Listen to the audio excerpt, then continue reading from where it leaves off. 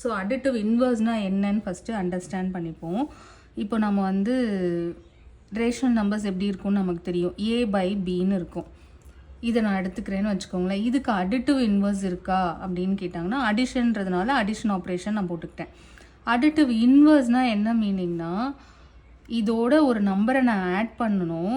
அந்த நம்பரோட இந்த நம்பர் ஆட் ஆகும்போது எனக்கு ஆன்சர் 0 கிடைக்கணும். ஏன் 0 அப்படின்னு கேட்டிங்கன்னா, 0 இஸ் அடிட்டிவ் ஐடென்டிட்டி.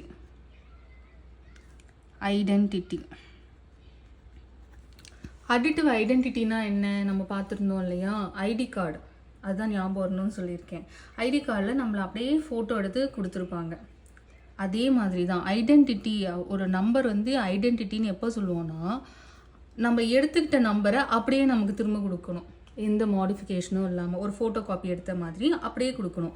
இப்போது உதாரணத்துக்கு ஒரு 3ன்னு ஒரு நம்பர்